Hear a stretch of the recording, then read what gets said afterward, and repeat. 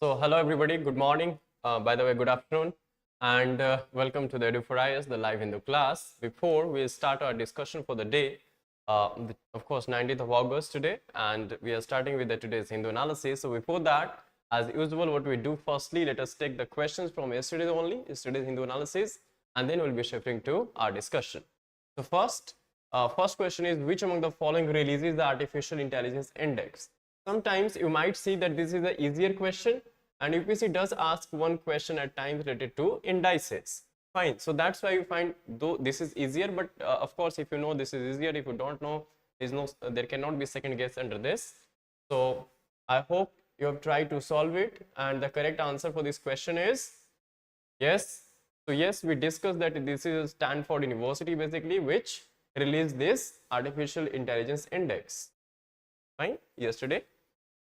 Second question is there a need to replace the IPC, CRPC in the Evidence Act? You need to comment, and the question was for 15 marker, and you need to write this answer in 250 words. We discussed the opinion of two, renowned persons in their respective fields. One is Prakash Singh, former IPS and DGP of Uttar Pradesh, and second, Shahrukh Alam ma'am, she is an advocate at the Supreme Court. So we discuss about their respective views, and so how we can answer this question. So again, start this on the same structure like IBC, intro, body, and conclusion. So what should be the intro for this question? You can start your intro on the same, with the recent context as well. For example, recently the government has, introduced three bills in the Lok Sabha. For example, Bharatiya Nyaya Sanhita bill to replace the IPC, that is the Indian Penal Code of 1860, the Bharatiya Nagarik Suraksha Sanhita bill to replace the Code of Criminal Procedure 1973, and the Bharatiya Sakshya bill to replace the Indian Evidence Act 1872. Fine. So what's the issue now? This proposal by the government of India, or especially the Home Ministry, with the introduction of these sets of bills, actually poses certain questions, and you can say certain issues as well. So the proposal raises questions actually on whether the existing laws were being misused for them to be changed, and the amendments made in the new bills.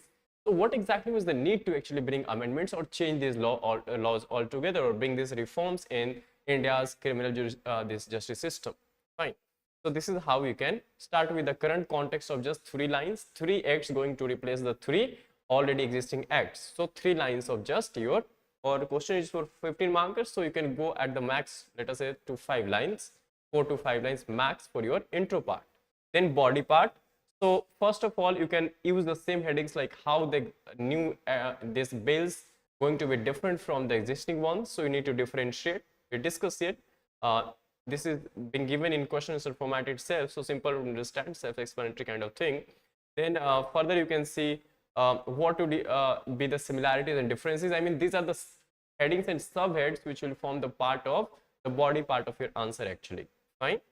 So you can give subheadings like the differences, then what are the similarities between the existing and the new set of bills that has been introduced to replace the existing ones, and then whether there was a need for such change or not, bringing this change, these reforms or not, or replacing the existing ones or not. And finally, you can conclude on your positive note. For example, are there welcome changes in the new bills? So you can list down the certain new changes that is coming up with these bills. Fine. So this is how you can conclude your complete answer. Fine. So this is IBC, completed intro, body, and conclusion. Fine. So that should be the basic structure of your, more or less, the answer. So let us start with the today's this discussion itself. So today is the 19th of August, and we are starting with the today's Hindu. The first page here. So you see, yesterday we discussed one thing, that Supreme Court is about to start its hearing on the 18th of August, of course yesterday only, related to the this caste survey that is being conducted in Bihar. Fine. So therefore, Supreme Court has given the green signal to the government of Bihar. So no SC stay नहीं लगाया supreme court ने, जो सर्वे चल रही है उसको रोका नहीं, ठीक है, on publication of Bihar caste survey data which is going to be published by the in the month of September. Fine. So your caste is known to your neighbors. says Justice Sanjeev Khanna, asking how survey violated the privacy of respondents. Petitioners' lawyers say insisting on caste is not today's thinking. Fine. So this is what their general arguments were, and you can see this counting conundrum. So a look at the events prior to the SC refusal to stay the uploading of data collected in the survey. So June 6, 2022, Bihar issues a notification to conduct caste-based survey at an estimated cost of 500 crore. On August 1st, 2023, Patna High Court dismisses petitions claiming the state had no competence to conduct the survey. And on August 6, Bihar government completes the survey, first round of survey, and starts uploading the collected data for the subsequent rounds. There are two phases of this survey. Fine. So second phase of this survey is currently undergoing. Okay. Apart from this, you can see 3 killed in Manipur's Naga-dominated district. So again, this ethnic violence is not going to end sooner. This is what going on in Manipur from the last 2-3 months almost. Okay. Then you see innovations in healthcare must be for public good. Fine. So yes, keeping at the center public at large, keeping the citizens at the center of every innovation. So this is what actually said by Prime Minister while addressing the G20 health ministers. Fine, in Ahmedabad, this Gandhinagar. Okay. That's it. Holistic approach.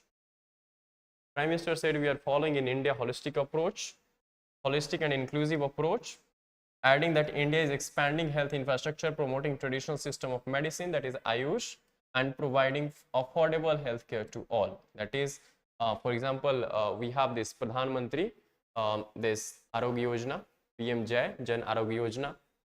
Fine. And another fact is here, the establishment of WHO Global Center for Traditional Medicine is in Jamnagar, that is Gujarat. It's an important step in this direction. Fine. So, ये ध्यान रखना कि WHO Global Center for Traditional Medicine has been established in Jamnagar, Gujarat.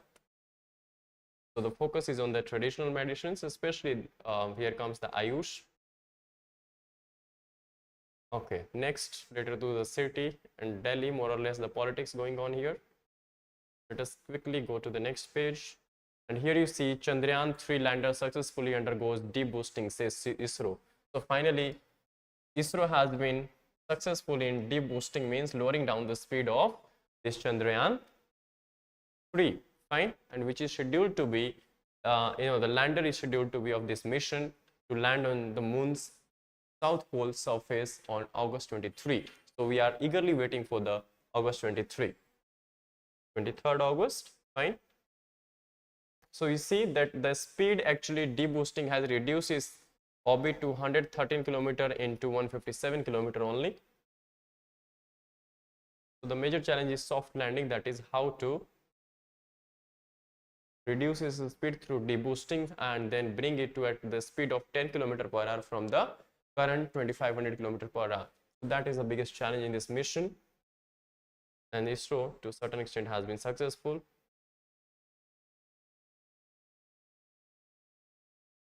Okay, politics only, so you can skip these pages, but have a look at this. Okay, next is editorial. So from editorial we have from this main page, the front as well as this main lead article and as well as the second one below this is, both of them are important from the day, and this is though written by a politician, you can say, or the party office bearer, but still what he discuss here is less politics, more economics, and therefore that's why this I'm going to discuss this article. Fine. So first of all, see the title. The issue is not about India's GDP, but its JDP. So what exactly is a JDP? So JDP for him means jobs, data, product, not gross domestic product. Fine. So to him, what is more important is JDP, that is jobs, data, product, and not just gross domestic product. Fine. So across the world, not just in India, you see that our focus more or less has been on the GDP growth, actually, that we measure the welfare, let us say, of a country or growth based on the headline GDP growth, that by what GDP this growth rate actually a country is growing, or we are the level as the fastest growing economy in the world, that again in terms of the GDP figures. Fine.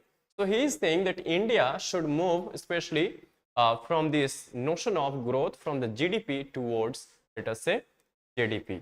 Fine. And what in between? So let us quickly discuss those things is mentioning. So participating in the debate on the notion of no confidence motion in Parliament last week, Honorable Union Finance Minister said about India's gross domestic product growing in double digits, the Indian economy being the world's fastest, and also highlighted glowing reports by foreign institutions such as IMF and the Morgan Stanley. Then he is mentioning the counter this statements of this whatever viewpoint kept by the honorable finance minister in the parliament. This was countered by the two, again, former finance minister Mr. P. Chidambaram and of course economist and politician Mr. Subramanian Swamy. In one of the articles we actually discussed of Mr. Subramanian Swamy, and where he talked about the Hindu rate of growth.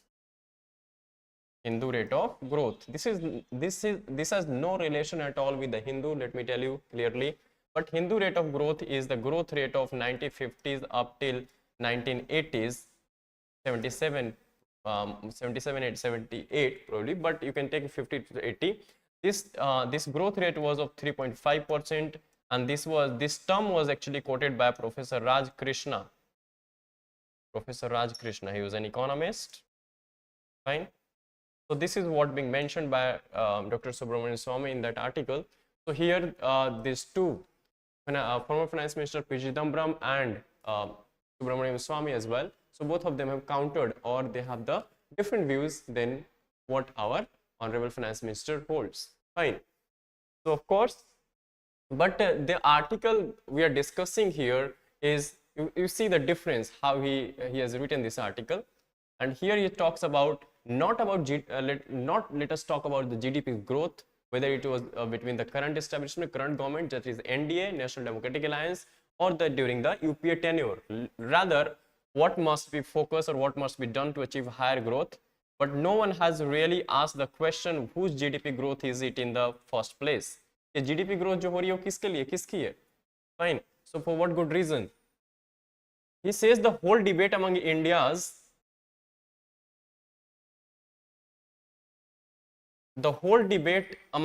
leading economic policy makers has revolved around whose GDP growth was higher, whether it was of a NDA government or the UPA government. But nobody bothered to ask a right question, and that right question should be, whose GDP growth is it in the first place? Fine, keeping citizens at the center. So the issue is of job potential actually. Of course, jobless growth, we are, there is a one phenomena economics called jobless growth. की growth तो हो रही है, but job जो है वो commensurate या proportionally generate नहीं हो रही है, ठीक है? So he is talking about the issue is all about job potential in India, and he gives one of the examples, and that is called Manrega, Mahatma Gandhi National Rural Employment Guarantee Scheme. And he is saying that if our honorable finance minister is saying that India's GDP growth is we are the fastest growing economy, or our GDP is let us say estimated to grow in the double digits, then actually the fact is not in sync with what our honorable finance minister is saying. Because अगर GDP growth आपकी बहुत अच्छी हो रही है, ठीक है, GDP growth positively हो रही है अच्छे नंबर्स में, तो आपकी जो मनरेगा के अंडर डिमांड है जॉब्स की, बेसिकली अनऑर्गेनाइज सेक्टर में मोस्टली लो स्किल्ड जॉब्स अंडर मनरेगा, सो ये कम होनी चाहिए ना, बट जबकि हम ये कुछ टाइम से देख रहे हैं कि ये भी बढ़ रही है आपकी, तो where is your GDP growth actually, ठीक है? So this is what he is mentioning in entire this paragraph initially.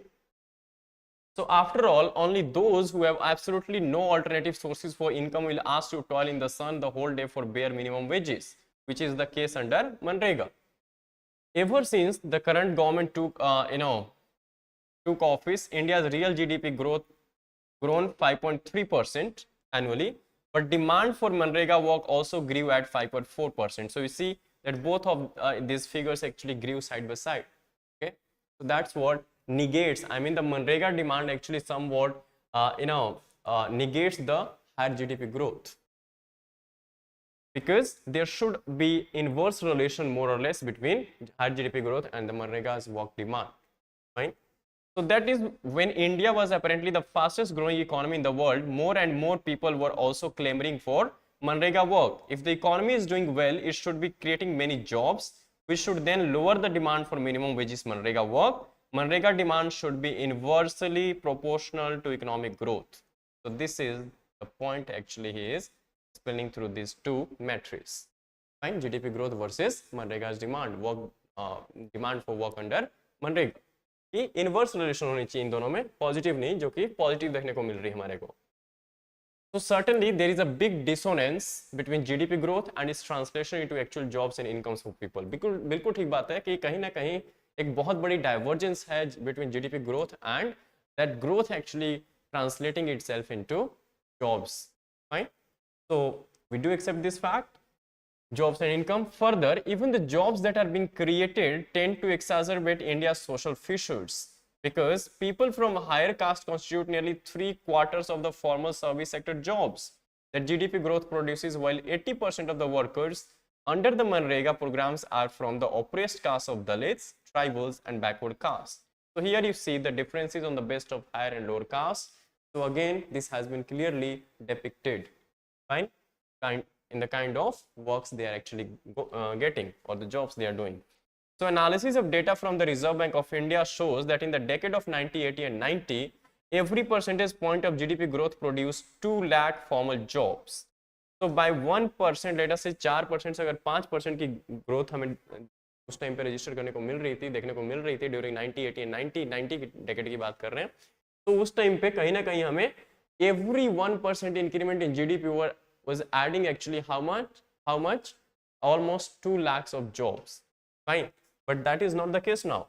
This has rather half to just 1 lakh jobs for every percentage of GDP growth in the 1990s.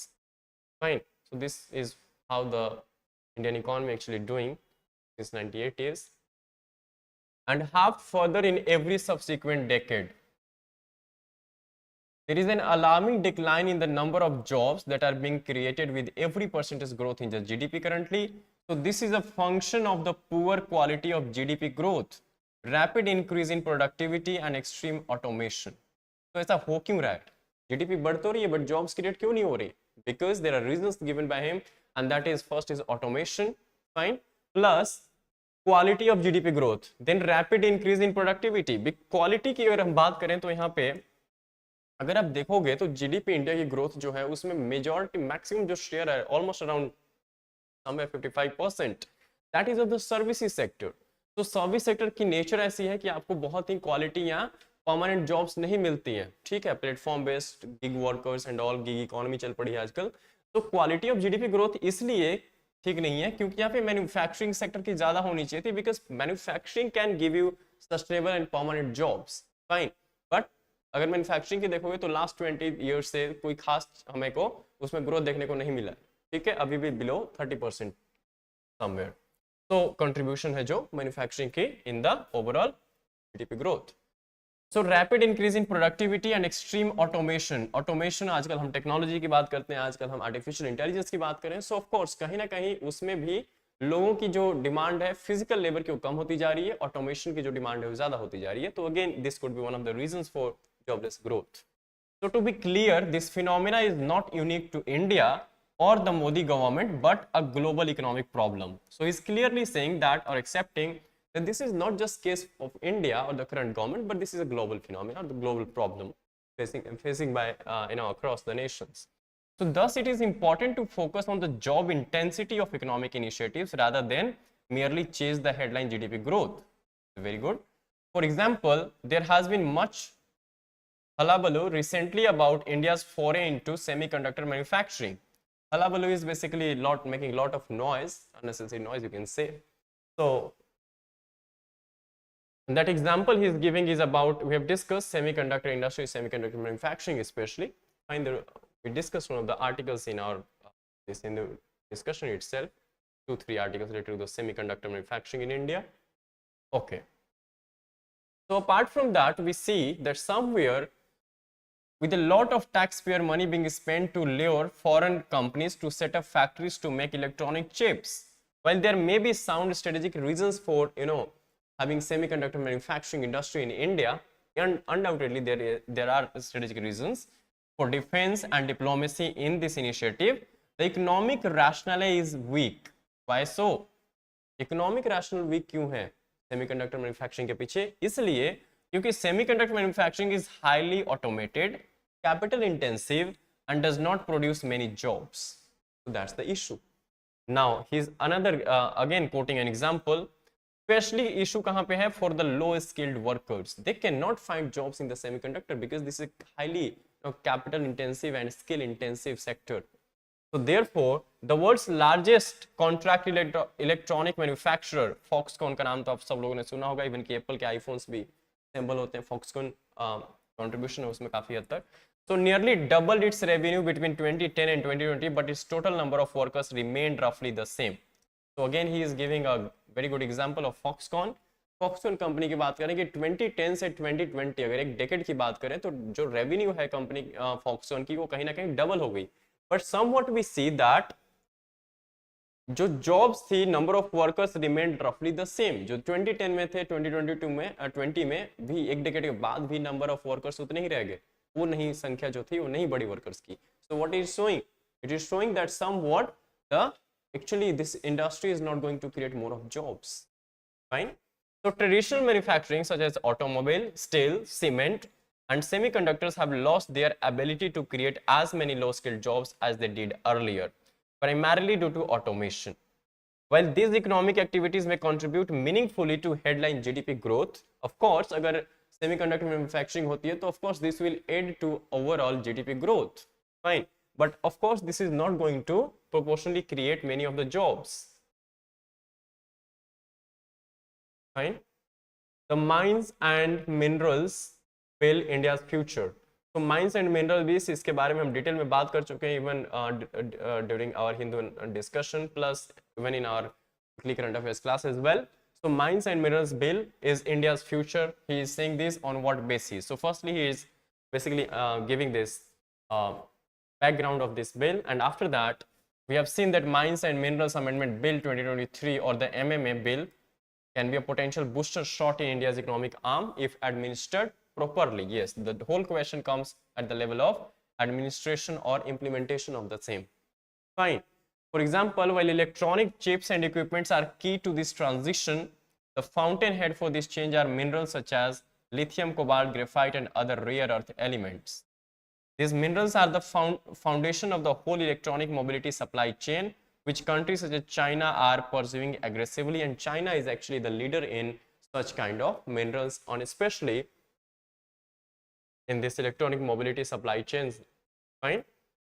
So one of the reports of Washington Post reported that recently nearly $1 trillion worth of a vast wealth of lithium and other minerals have been found in the Hindu Kush region of Nuristan. Nuristan is in Afghanistan. It is one of the provinces or state of, you can say, states of Afghanistan. So you see, it is little wonder that China is working closely with the Taliban regime to gain access to this strategic asset. So you see कि China, Taliban के साथ काफी closely काम कर रहे हैं. So of course the interest of China lies in Nuristan, where there is a wealth of lithium, actually lithium block there, lying. So of course China's interest is in Nuristan. So various studies have shown that India's topography is very conducive to finding similar kind of minerals. But the issue क्या है कि अभी तक हम सिर्फ 10% ही अपनी potential का, even less than that he explore कर पाए हैं. तो इसलिए ये माइंस एंड मिनरल्स जो अमेंडमेंट बिल है, एक्ट जो है, वो कहीं ना कहीं प्राइवेट सेक्टर को प्राइवेट सेक्टर की जो पार्टिसिपेशन है उसके बढ़ाने जो ऑब्जेक्टिव है, मेजर ऑब्जेक्टिव की प्राइवेट सेक्टर की जो पार्टिसिपेशन है वो इस सेक्टर में बढ़ाई जाए, सो दैट की because this is sector exploration sector of actually exploration requires lots of capital, lots of technologies, latest technology, and that can be undertaken by private better than the government sector. Fine, especially in India. So therefore the focus or the objective of this amendment to bring more and more of public sector to participate in the exploration. So therefore you see we have the potential and mineral deposits found in Afghanistan and Western Australia, but India has not explored even 10% of its potential mineral deposits below the earth and has mined even less than that.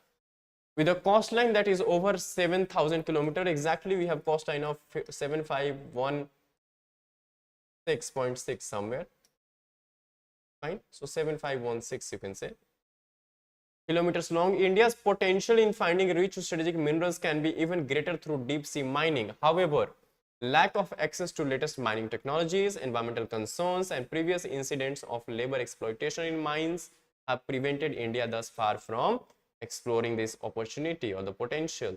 So these are the issues that have been in the past. Because of that, we have explored less than our actual potential. So the new MMA bill, Mines and Minerals Amendment Bill, promises to change that through private sector participation in exploration of strategic minerals, including lithium. Lithium, of course, all these cobalt, lithium, all these are strategic minerals. It is important for the especially the e-mobility or the current economy, that is digital economy we're talking about. More importantly, mining, unlike semiconductor manufacturing, can create large number of jobs that are both local and low skilled. तो हमने problems की बात कर ली कि jobs नहीं create हो रही है इंडिया में, बट जॉब्स कहाँ पे क्रिएट हो सकती है. So this is one of the sectors which jobs can be created more is the mining sector. It can also be socially more inclusive by absorbing large number of people from oppressed castes in the workforce. In the global transition to electric mobility, by exploring India's vast untapped mining potential, there is an opportunity for India to achieve true inclusive economic development and also become a strategic powerhouse in the world through control of critical minerals. So of course, positively he is somewhat explaining this or writing about the MMA current latest amendment bill we have already discussed in detail. But the issue is now it is still too early to tell. While the new MMA bill promises to unlock India's mining potential through the private sector participation, it lacks details, and as always, the devil is in the details. This is the issue or doubt he is actually questioning here.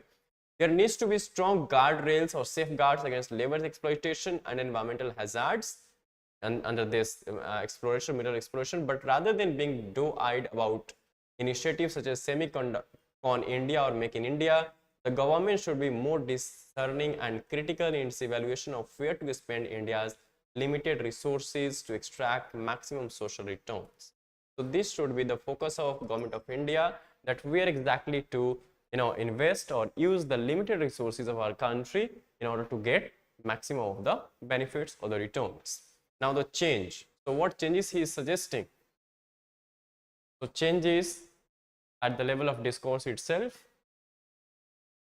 and that is he is saying it is very important for political leaders to change the nation's economic discourse and abandon this blind quest for headline GDP growth. So you can see somewhat he is against this headline GDP growth that we take into discourse. Economists, technocrats, and the IMF peddle GDP growth since it is a convenient measure to compare what they can forecast through Excel models on their computers. So this is why they actually are in favor of the headline GDP growth, the GDP numbers. For political leaders who are entrusted with the people's real welfare, it is critical not to fall prey and question whether such headline GDP delivers true economic prosperity to all its people or not. Fine. So of course, the politicians should be more concerned about the real welfare of the government, not their own welfare only. Fine. So the finance minister has convened recently a Chintan Shivir, that is thought workshop of all top economic policy officials, apparently to discuss ideas for high GDP growth rate.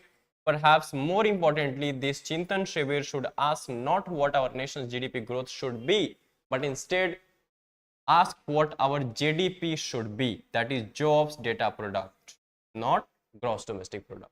So this is an article written by a politician, a political party office bearer. So, but indeed, what he has written is given a new insight, of course, because more or less we talk about the growth and development, and growth is just about GDP growth, development encompasses everything. So therefore, focus should be more on the development and not just on the GDP numbers. And rather, he has given the new term, that is JDP, that is jobs, data, product. Fine. Next, again important, written by, of course, Harsh V. Pant. He is, vice president and an expert, especially on international relations, especially, and he is a professor at King's College London as well. You can see. So a fab, he is talking about semiconductors, fabrication plants actually. So fab is fabrication in short. So a fab way to conduct India-Japan tech diplomacy. So here, how India and Japan can have technological diplomacy with the help of semiconductor fabrication plants. How the two countries can, collaborate, on, especially in the field of semiconductor. So let us say it quickly. India and Japan in July 2023 agreed to collaborate on semiconductors in a bid to create a more resilient supply chain for this critical technology and work together for the joint development of the semiconductor ecosystem. The partnership will focus on 5 areas. This is important to know. Now see how this article can be, it is giving you technological dimensions to the India and Japan relation. Fine. Under GS2 of your IR, international relation, syllabus part.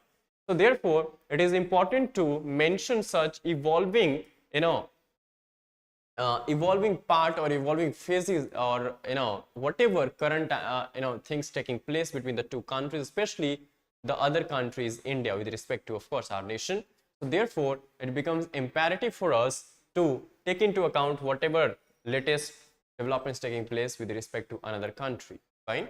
So therefore, it's become important that we should focus on the 5 areas where India and Japan are collaborating actually.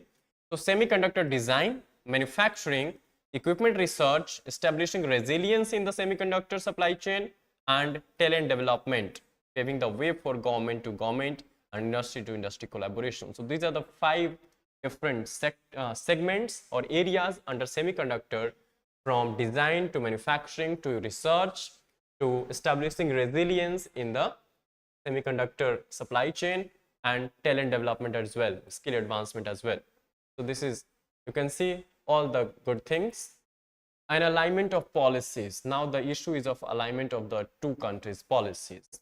So the deal comes in the wake of the rapid expansion in the semiconductor industry, particularly the importance of specialized chips, which has prompted the need for growing this pool of talent available in the industry alongside increasing the number of semiconductor fabrication plants. So the partnership fosters the exchange of technical knowledge. Of course, Japan has technical know-how, research and innovation between India and the Japanese semiconductor industries, facilitates technology transfer, and enables Tokyo and New Delhi to stay at the forefront of semiconductor advancement. Right? So every country today focusing, of course, more on semiconductor, fine, less you can say on climate change. Okay.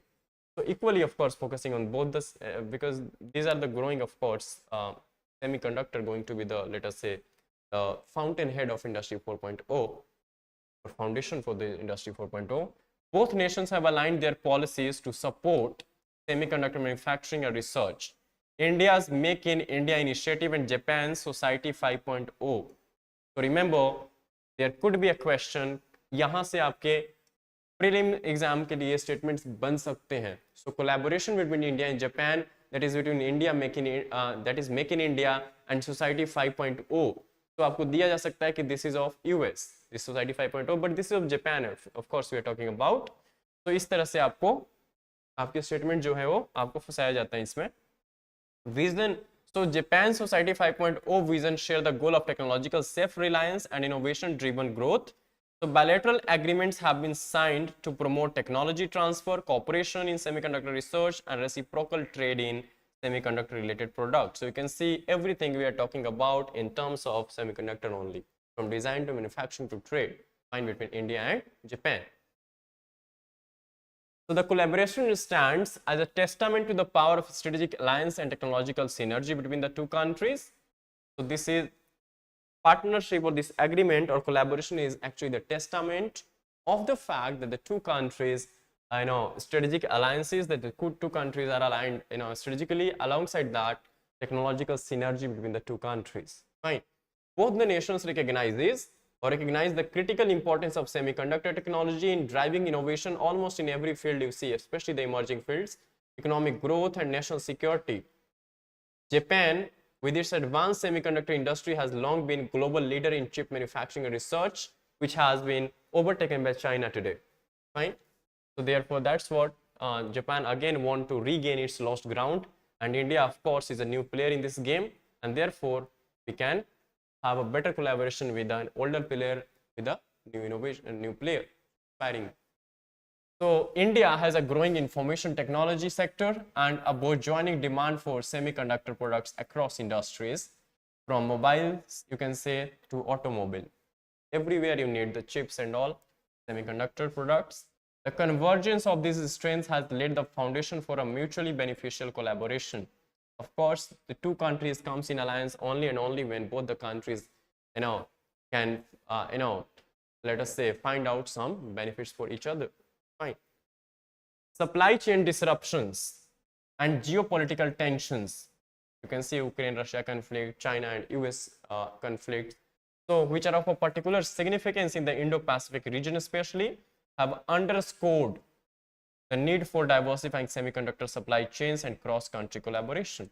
So, this is the reason actually why the countries are coming together and collaborating in this particular direction, especially with related to the semiconductors.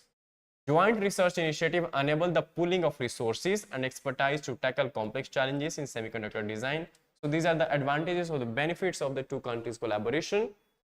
Manufacturing processes and material science. This collaborative approach accelerates both innovation and the development of cutting edge solutions. So cutting edge are basically the latest, the most, you can say, recent products or the especially the technologies. Fine. The partnership also emphasizes human resource development through skill exchange programs, workshops, and training.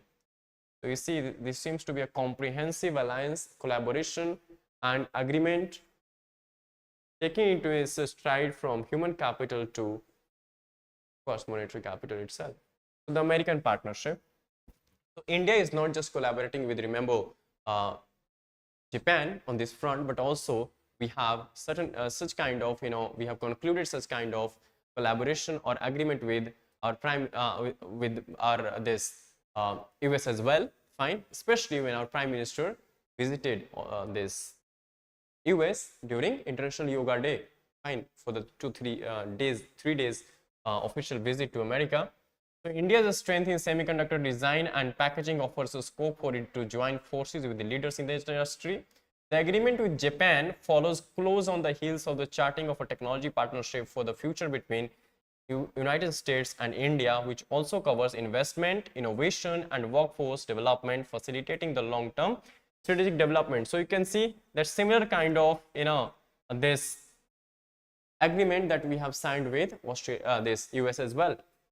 As part of the agreement with Washington, New Delhi is set to sign an agreement with Georgia Tech University. So all this also follows from investment by Micron Technology and Applied Materials to set up a semiconductor unit and a research and development center in India. Right? These are the companies of US. The India-Japan partnership, especially in the semiconductor or in the technology domain, is poised to play a pivotal role in the shaping the global semiconductor landscape. Fine. As technology continues to evolve, their collaboration will remain dynamic, indeed, and addressing new challenges such as semiconductor miniaturization, AI integration. So all of these are the evolving challenges, and quantum computing or evolving fields where the countries would be required to collaborate. Fine. So this partnership will also have a far-reaching implication for the global technology ecosystem and the dimensions of geopolitical partnership in the Indo-Pacific, coming in the wake of US Chips and Science Act of 2022. We had discussed in one of this class about the Chips Act of US and what India can take lesson from the Chips Act itself, which places strategic curbs on the expansion of semiconductor manufacturing by countries posing a direct threat to the US. So of course you see, including China. So China, of course, is not at all with a good at good terms with US, be it US, be it India, be it Japan. So therefore, the countries which are not at good terms with China, coming up with their own set of alliances, especially in order to counter China in the Indo-Pacific, and alongside to somewhat counter the China's dominance in these fields. New Delhi demonstrated the consolidation among like-minded partners in the Indo-Pacific towards critical technologies and the acknowledgement of the same vis-a-vis geostrategic and national security concerns. So of course, we are also concerned about the China's belligerence, fine, that is aggressiveness, and therefore we like to align with the like-minded partners of the countries. In January 2023, Japan and the Netherlands joined the US in restricting exports of semiconductor manufacturing materials required in the making of advanced chips to China. So you can see कि Netherlands and Japan ने US को join किया साथ में in order to stop from exporting this manufacturing materials required for making of advanced chips to China. So tighter export controls on China's chip manufacturing ability is among the Joe Biden's administration's key diplomatic pursuits in the Indo-Pacific. Fine. तो आप अगर raw material पे ही ban कर दोगे या prohibit कर दोगे, उसकी जो एक्सपोर्ट है उसको कम कर दोगे या बैन कर दोगे, so of course the other country won't be able to come up with the finished products, and therefore this is one of the strategies of the Joe Biden Indo-Pacific strategies, fine, to counter China. Although the move is expected to affect the sales of Japanese chip companies which rely on sales to China, Tokyo is on board because of the geopolitical concerns over China's expanding chip making capabilities, in which Japan used to be leader once. This is also why the partnership with India is significant as a means of diversifying the landscape of the semiconductor industry. Of course, all the major countries, be it US, Australia, or be it Japan, actually wants to diversify their production units. So therefore, they are finding a country, democratic country especially, fine, like India instead of China. So you can see that majority of the companies now switching their location from China to any other country, be it a peaceful or in a democratic sense, democratic country is stable with a stable government, fine, because of course China has altogether a different set of system, government. Both agreements indicate the confidence placed in India by the two Quad countries. Of course, we have Quad partnership with the these two countries. Of course, Quad means of course 4 countries. So India, Japan, Australia, and the US. And we are talking in this article about Japan and US. Alignment with India in this particular field, and also signal the coming of age of India's own capabilities in the development of semiconductors and related technologies. So semiconductor, I hope in the meaning of the classes I have repeated, semiconductor is nothing but which has conductivity between the conductor and the insulator. So that's why it is referred to as a semiconductor, not fully conductor, not fully insulator, but rather in between the two. That's why it's a semi. By combining Japan's technological prowess and India's innovation and design capacities, the collaboration on semiconductor paves the way for a future characterized by advanced electronics, enhanced connectivity, and a shared commitment to pushing the boundaries of technological excellence. So this is how you can conclude this. You can add some, of course, here we have lots of value addition material that we can use in our international relation part of GS2 syllabus when we discuss about India-Japan relation and India's US relation, where you can have one of the dimensions is the technological partnership and even geostrategic partnership, especially with respect to the Indo-Pacific region. So this is how smaller but a very impactful, very insightful article. You should keep read and revise the same. You can use the fodder as material of this article for your GS syllabus. Okay, next. Okay.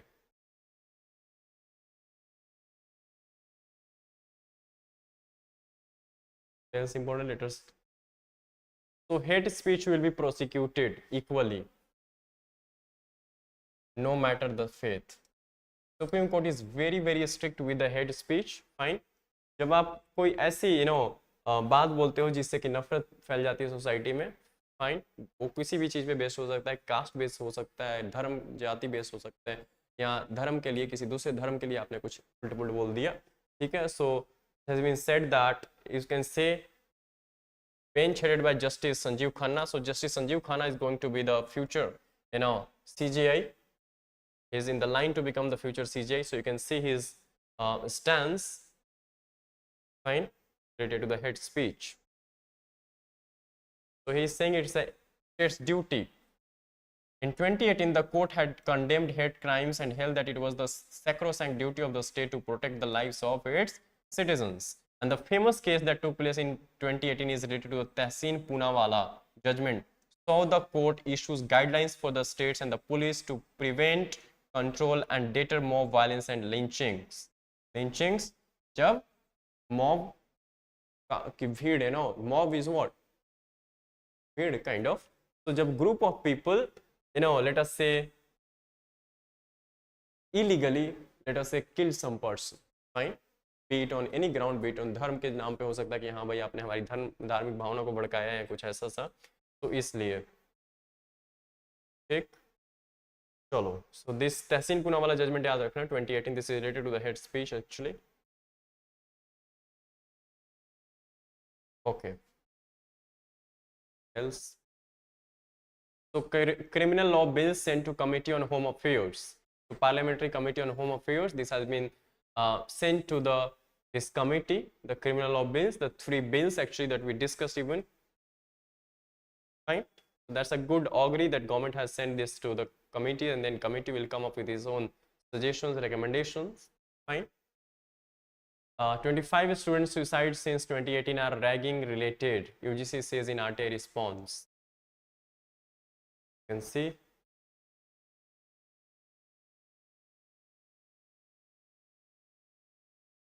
What else important from the today's newspaper? Let us see it quickly.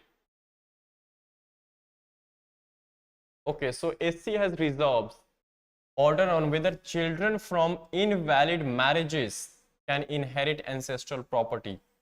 This is a very important question in the law today. So therefore, Supreme Court has resolved this order, not exactly gave his judgment.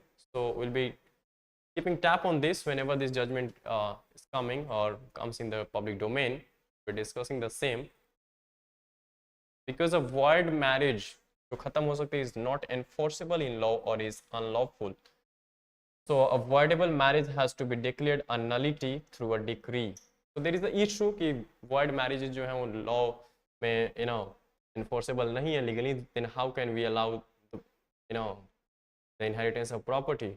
There are lots of issues, or why you cannot allow the children, of course, should inherit something. So next is signs of revival amid trade slump. तो कि trade में हमें गिरावट दर्ज करने को तो मिल रही है, बट साथ में हमें साइन ऑफ कुछ रिवाइवल पॉजिटिव शूट्स भी देखने को मिल रहे हैं. ठीक है. तो investment related imports have picked up significantly even as merchandise exports in goods, of course we're talking about merchandise, have contracted for 6 successive months. Growth in core imports on seasonally adjusted basis has allied fears of slowdown in domestic demand. कि अगर import कर रही है जनता, Indian citizens अगर import कर रही है, import demand है, be it by the business or the household sector, so therefore it is somewhat saying that demand is not tepid, rather demand is there in the domestic economy, or domestic demand is there. So of course it's a good sign. So green shoots. While India struggles to boost exports, there are signs of resilience in local demand and revival in private investment. So these are the good signs. India recorded a 14% and 8.4% year-on-year rise in the imports of machinery and machine tools. It means what? It means कि जो business class है, जो private investment है, especially in such fields, machinery and machine tools, वो हो रही है because हमें उसमें positive growth देखने को मिल रहा है. Core sectors excluding oil and gold, exports and imports fell by much less than overall dip in foreign trade. An expected slowdown in domestic growth in the second half of 2023 is expected to keep a check on India's imports. Fine. So these are the findings, or these are the actually signs of revival amid your trade slump. Some good, some bad, and bad. So RBI tells lenders not to levy penal interest rate on borrowers. So RBI ने banks को ये कहा है, plus NBFC, non-banking financial companies and other lenders to ensure reasonableness and transparency in disclosure of penal interest. Penal interest क्या होता है? Suppose आपने loan लिया बैंक से, या suppose आपको EMI मंथली जैसे इंस्टॉलमेंट्स आपको पे करनी थी बट आप डिफॉल्ट कर गए, नहीं पे कर पाए, तो उस पर बैंक फिर आप पे पिनल इंटरेस्ट लगाती है कि उसके ऊपर भी आपको इंटरेस्ट देना पड़ेगा जो आप डिफॉल्ट कर गए हो, ठीक है। तो रिजर्व बैंक ने कहा है कि ये अभी do not levy such kind of penal interest on borrowers. This comes in the amidst the findings that many lenders were using penal rates of interest over and above applicable interest rates in case of defaults and non-compliance by the borrowers with terms of credit facility. Fine. So RBI ने कहा कि जो intent of levying such penal interest है that essentially to inculcate a sense of credit discipline among the borrowers, and such charges are not meant to be used as a revenue enhancement tool over and above the contracted rate of interest. So this is what said by the RBI, ठीक है, कि ये credit discipline create करने के लिए है amongst the borrowers and not as a tool for enhancing your own revenue, ठीक है. So the same lines you can quote somewhere related to economy. Okay, next here comes the sports page, that important. So that's it about today's Hindu analysis is concerned. But before we stop, let us quickly see the questions from the today's analysis itself. So here we have the questions from the today's discussion. The first question is, the current challenges facing Indian economy is not about GDP growth, but it's JDP, that is jobs data product, based on the first editorial that we discussed, and you need to comment over this in 150 words for 10 marks. Fine, so you need to write the answer for this. And next is, consider the following. O is missing here. Statements. Semiconductors are materials which have a conductivity between semiconductor and insulator. Conductor and insulator. Semiconductors are essential to almost all sectors of the economy. Semiconductor and displays are the foundation of modern electronics, driving the next phase of digital transformation under Industry 4.0. So you need to choose the correct pair amongst them. First pair correct है, सिर्फ दोनों pair correct है, या all three pairs are correct. You need to find the correct answer for this. Fine. So that's it from my side. If you have any query, anything, you can put the same in the comment section.